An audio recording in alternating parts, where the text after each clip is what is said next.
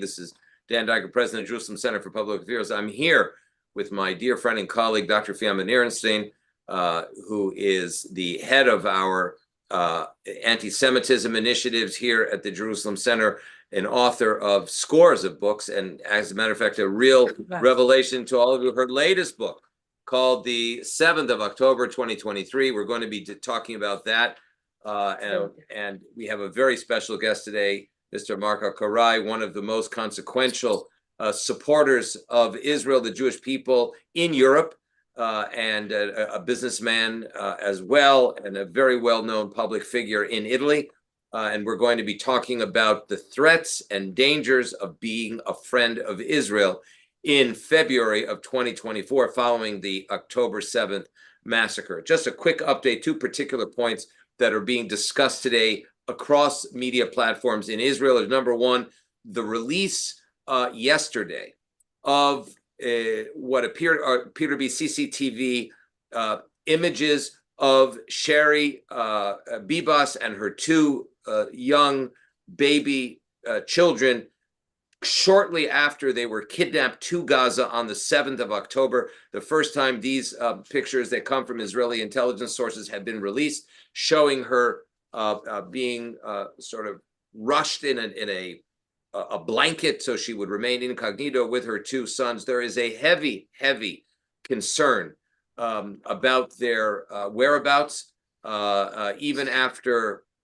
Israel has really defeated about 80 to 85% of all of the terror battalions under the direct control of Hamas. There is a heavy concern about their whereabouts and their destiny. So this is one of the major issues now being discussed across the Israeli political discourses and public discourses. And the second is our reports from this morning, unconfirmed reports that Yahya Sinwar, the mastermind, the Hamas mastermind of the October 7th massacre, and the leader of Hamas, has run away under the tunnels and escaped into Egyptian territory. These are unconfirmed reports. We have heard assessments through our own contacts at the Jerusalem Center for Public Affairs that it is not the case, but that it is part of a perception warfare dynamic in order really to send a very strong message to the Gazan people that this mass murderer by the name of Yahya Sinwar, who probably, according to Israeli security and government leaders, beginning with the prime minister, will find himself dead in the coming period, if not already. This is all part of the perception warfare, which Israel, I must say, Fiamma, has not been winning that war since the 7th of October, nor have we been winning it in the months and years before that. But that all can change now, because I think that it's a watershed moment for Israel in so many ways. I'm going to turn to my dear colleague and friend, Dr. Fiamma Nirenstein, who just came out with this actually best-selling book on Amazon in Italian called The 7th of October, 2023. It is an in-depth analysis by her for the first 25, 30 pages, and then it is a sort of a political diary, if you will, of the events as they unfolded, right, beginning with the 7th of October. Absolutely, Dan, thank you very much. But as I know that Marco Carrai doesn't have much time for us, he's going to enter into a meeting. Okay. Right, Marco? Yes, I'm entry in the Jewish community in Milan. I have to meet the chairman. And thanks a lot to Dan, thanks a lot Fiamma for this time. So I want to introduce to you the figure of Marco. Marco is the honorary consul of Israel, not being a Jewish. Marco is not Jewish. Marco is deeply a Christian, and I know him since so many years. He has always been so faithful and so courageous about Israel, the cause of the Jewish people. He has always been on our side, and so we have been fighting side to side the struggle against anti-Semitism already since a long time. And to make a long story short, being Marco a very important person in many institutions, he has found himself attacked from every side after the 7th of October. Nobody would expect such a thing, but for instance, being him the president of the Children's Hospital of Florence, Yeah. a very, very important institution, because Marco is a very highly respected figure in Florence, not being also a businessman, an important businessman. He's also the president of the hospital. And suddenly he found himself attacked from every side, from these monsters, from these tigers that were saying that not having him condemn the killing, the murdering of Palestinian children by the Israeli army, he must resign from the institute that he's the president of. A crazy thing from both the sides, either on the so-called analysis of the event, by the definition of the event, and on the request that they connect to the fact that not being here on the side of the Palestinians, he then must resign from every place that he directs or occupies as a friend of Israel. This means that if you are a friend of Israel, you are not anymore a dignified figure. You must resign from everything you are doing, because you are considered somebody that betrays the cause of human rights and of a fight for democracy. So not only this, suddenly a terrorist has been found that was going to attack the American embassy with a bomb, and he confessed that he was going to attack also the consulate of Marco. So he had the terrorist on his way, going to attack the consulate against this. These are only two of the episodes of persecution that he's subjected to, just because he's a Christian and a friend of Israel that is trying since a very long time to do his best for helping the state of Israel in his very fundamental function in this world of preserving the idea of human rights and freedom in the name of the Jewish people. This is Marco's life aim, and that's the reason why he is persecuted today. So it's a blatant case of extended anti-Semitism. You see what I mean? And this, what does it mean? That not only the Jews are the object of anti-Semitism, but also the friends of the Jews and the people that think that they that they stand on the side of the right of Israel to defend itself, of the right of self-defense of our people. Marco, are you experiencing this type of animosity towards you as a Christian friend of Israel as anti-Semitism or anti-Israelism, or is it's really one and the same as you're experiencing it? Well, then, in my opinion, it's the same. Because especially in Italy, a lot of people saying that we are not against Jewish, we are against Israel.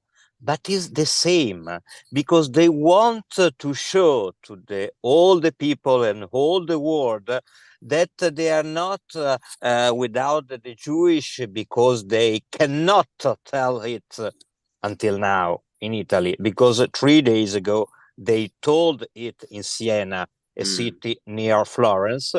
And so they, let's say, cover this anti-Semitism in a sort of anti-Israel. But criticism of Israel, they call it criticism. Criticism, but more than criticism. What Fiamma said, so I was attacked in the last years a lot of time regarding my business in cyber, because I'm a friend of Israel, etc. But when they attack me, because I'm chairman of the hospital, Children's Hospital, by the way, the second most famous children's hospital in Italy after the hospital of the Vatican, okay? Because I am a consul of Israel. And by the way, I brought 10 children from Gaza to the hospital in Florence in order to recover it. Personally, I organize everything. And they said me that I'm not able, because I am a friend of Israel, and personally murdered thousands and thousands of children in Gaza. And 10 days later, just 3 days ago, they go in front of the headquarters of the telecommunication, the national telecommunication, right? Okay. And you hear me? Yeah, Yes, we hear yes. you. Perfect. And with a political extreme left, okay. And by the way, there is another thing very, very dramatic. That until now, the anti-Semitism is a center right. Now in Italy is more the center left. And this guy said, we ask in front of the right, we ask to Mr. Marco Carrai to resign because he support the hospital only to take care of the people blonde and with blue eyes. He's a Nazi. Yes, Aryan. And they told him, it's a Nazism. And the 500 people with him. Nazism. So this is something is really incredible. And we have to be very, very careful. And I personal friend of the by the way, I am the father-in-law of father-in-God, sorry, of the son of the mayor of Florence. And I told him a lot of time, Mr. Major, Dario, be careful, because we cannot stay in silence in front of this. I put the flag of Israel in the headquarters of the municipality. After 1 week, he have to keep out because the people center left ask him to put the flag of the peace instead of the flag of Israel. It's very interesting, this, because you see, they pretend that it is that they defend human rights, and it's exactly the opposite of Yes, it is exactly the opposite. So it's something of very dramatic. As I said before, 4 days ago in a theater in Siena, close to Florence, is one of the oldest theater in Italy. Before the theater act, a lot of people show that and they said that in Israel, in Palestine, in Gaza, there is a genocide, and they said we have to give the freedom of all the Palestinians that are occupied in the last 75th year from Israel. It means that the United Nations resolution for them is not significant. And after they said we had to transform Siena, the city in which there is this theater, free and beauty, like Palestinian without Israel. So it means out from Siena. You call Judenrein. it Judenrein. Yeah. Judenrein. I mean, Yeah. like, it's like the Germans called it. Yeah, like the German. So it is something that and a lot of people said also here in Milan on 7th of November, 1 month later, the terrible attack.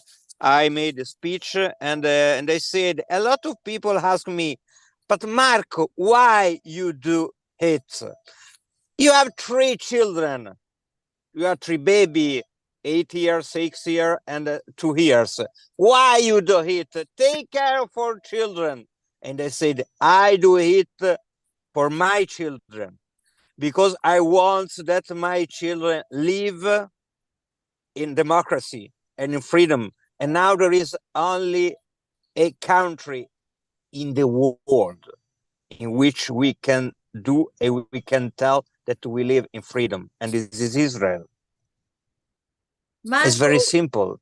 try to give your idea about what can we do against it.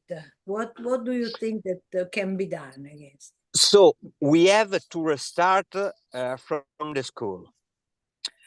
So when I said to a friend of mine that the money of United Nations go gone in order to buy books that go in the school in which the Palestinian and Gaza people study, and they said, but you tell right, is true?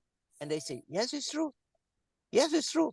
So they started with the educational, and we had to start with educational. We had to go in the school. We had to go in the university. We had to go in the culture. Let's say people. We had to restart with this idea. Otherwise, we failed. Otherwise, we did, because there is not a reason. We cannot continue to trust that someone other, like United States or other people, come to us. No, we have absolutely to go alone with our trust, with our, let's say, idea of democracy, idea of freedom, idea of history, because the people don't know the history. They don't know what happened to the Jewish people in this history. They don't know.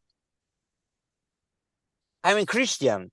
I am totally now against in what happened in the Catholic Church, because also now in the Catholic Church, and for me is a terrible, let's say, it's terrible. Told what I'm saying now. Also in the Catholic Church, there is still a sort of, let's say, anti-Semitism view. And so we have to restart with the education. So you mean It's that the only way that we have. right there. Yeah. So the thing that should be done is to try to teach from the very beginning the history of Israel, because this is something that people don't know, and the history of Jewish people. Most of all, Yes, the yes. history of Israel. They don't know. If the people say that the Palestinian people is occupied by Israel from 75 years, it means that they don't know the history. They don't know. Or they know it, but they want to deny it. That's No, also No, they don't know. There is some people they know, but the major part of the people don't know. I'm just go out of Catholic University Milan because my brother-in-law is Diker, and is a girlfriend that is with me for sure, and he's there. He said, but you can tell me, is graduated in economic in Italy. You can tell me the history of Israel, the United Nations, etc. She doesn't know. She doesn't know. No, She doesn't know. They think that there was a Palestinian state, Yeah, and they think they did the then Palestinian there state. came a colonialist group Yeah, of Jews and occupied the yeah, land of the Palestinians. yeah, because Make there a is very simple assessment. That's the thing that they think, and this is the first part. Second part, in 1967, we reoccupied what is left of the Palestinian state. Again, they don't know it was Jordanian. They don't know. They don't care. They don't know. And then we occupy again, yeah, and they also know that it is illegal, which is not yeah. true at all, but they think that it is illegal. So it's completely Yeah, false. they don't know that all the Arab country, the day later, the foundation of the state of Israel occupied and tried and moved the war to Israel. They don't know. They don't know that the most important, we can say, genocide of Palestinian people has been made by the Jordan nation. They don't know. 1970. No. They don't know. 1970, 10,000 Yes. Palestinians were killed. Yes. Right. Yes. And PLO was exported then to Lebanon. Yes. The question is this: what is the threat assessment against the Jewish community in Milan, in Rome, across the country? They say it in a way that Uh, how dangerous How is dangerous for the Jewish community in Italy, in your view? It's very dangerous now. It's very dangerous because if now there is a sort of convergence between Israel and Jewish, okay, and so the people that go out with the kippah, it's impossible to go. 1 week ago in Davos, in Switzerland, one of the most important, let's say, city for ski, okay, Yeah. In a rent of the ski, etc., there is a paper in which I said, please, we don't admit Jewish people. Wow. Wow. In Davos, 1 week This is ago. the Nazification that Fiamma has been Yes. writing about and talking Yes. about for many Yes. years. yes, indeed. Not to the She's seven. right. She's right. She's right. If you think that I have to resign because I am honorary consul of Israel from the children's hospital, because they say that I take care only the people blonde and with the blue eyes. That's incredible. Also, because I mean, that's the other story when they say That's incredible. that's And an, the that's and an the American, president that's an and the American Fiamma, invention. and the president of the region, The when invention. the president of the region, Tuscany, when the people, the children of Gaza children arrived at the hospital, and I brought them, he asked me, please, Marco, don't come in the hospital because someone of the Muslim population can be not very helpful regarding it. No, so what can be done? Doesn't it require the Jewish leadership of Italy to take a strong stance? We have to go in the university, in the school, and we have to go in the newspaper. We had to pay the page in the newspaper in order to in order to advertising in Google, Facebook, in order to tell the history, because now we win, and we can win in this world of social network. Is true not what is true, but is true what is massive diffusion. Mm-hmm. So if Perception. yes, perception is not true, Yes. because it's true, but because a lot of people tell about it, it's become Yes. true. Yes. So we had to go in advertising, we get to go in a newspaper, but more in Facebook, in Twitter, on the X, the new name. Yeah. Yeah, to go. we have this to describe the reality as it is, and I think that it must not be a defensive battle. You know, Yeah. I don't Right. think must not be a defensive battle. When No. when somebody tells me the things that they tell you, that when I tell them, okay, good. Where were you when Assad killed 250,000 people? Where were you when the Iranian hang all the homosexuals? Where were you when Mugabe was just killing to death?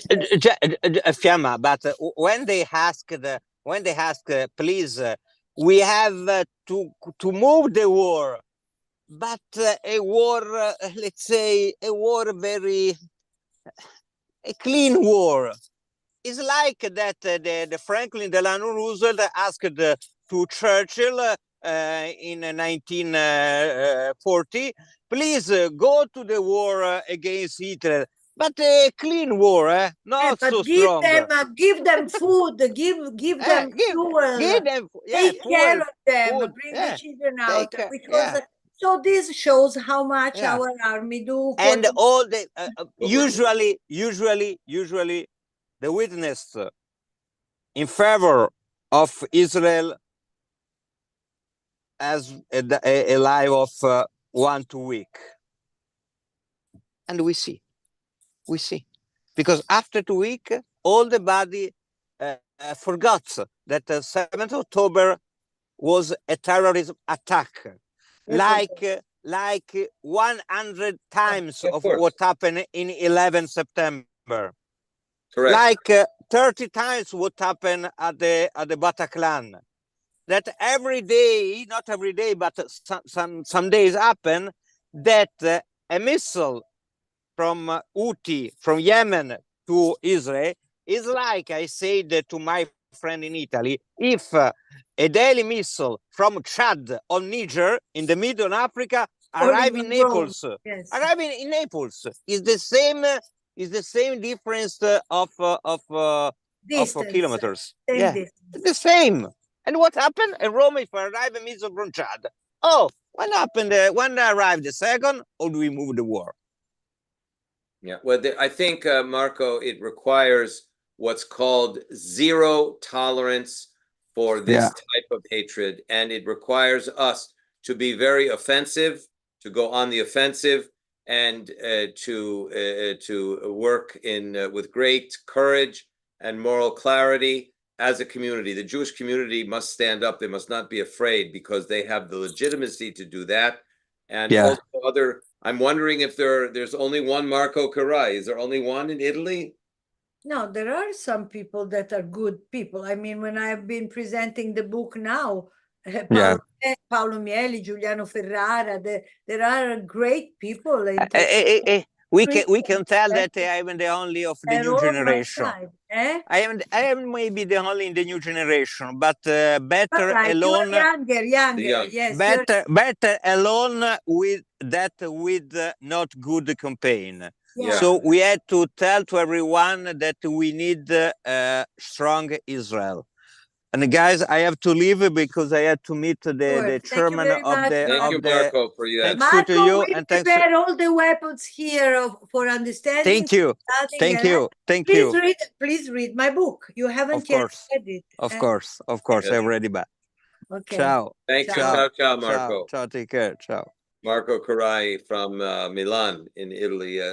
So Fiamma, Marco says is very disturbing because it's a resurgence. I think that, for instance, in the United States, there are many people that are in his situation. Most of all, people from the universities. There are professors that are all the time in front of masses of students that attack them, threaten them. Well, I think many of the university professors are encouraging them. They're not standing up against it. Yes, it's a very... There is a worry. I see also among my friends in Italy, one of them who is a very important one and that was there at my presentation was given, as I have since many years when I go to Italy, have bodyguards. I mean, they are giving bodyguards.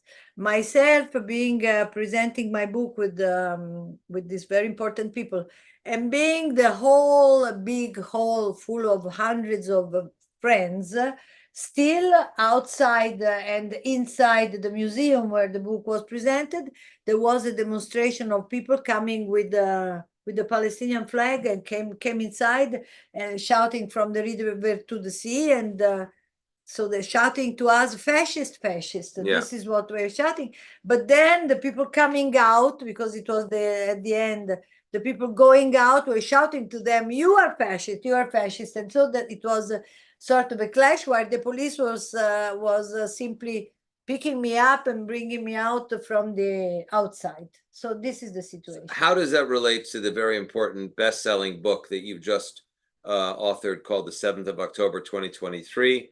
In Italian it says Israel brucia. It's burning. Brucia. Israel is burning, October 7th. Give us a sense of first of all, I can describe the book. First of all, there is a poem of a letter more than a poem. It's something in the middle between it, by a paratrooper whose name is Shachar Friedman.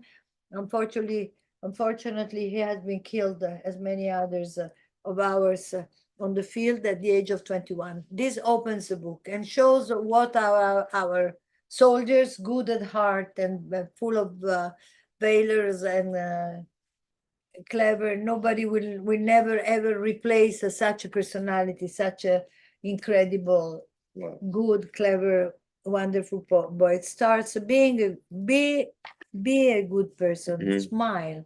That's the way it starts. It breaks But what if you can say, is there a key overriding See, message?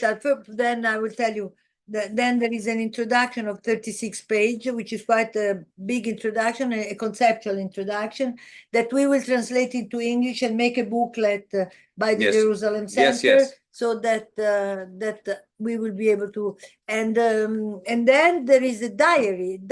As I am a journalist for 3 months, I wrote day after day after day, seeing everything, going down to the south, meeting the soldiers, and seeing the movie, the Seret, where you can see everything that happened over there. So I tell all the story. And then at the end, after some biography of people that have been killed, short biographies that I took from Galei Tzahal, that every day tells stories of people that have been killed.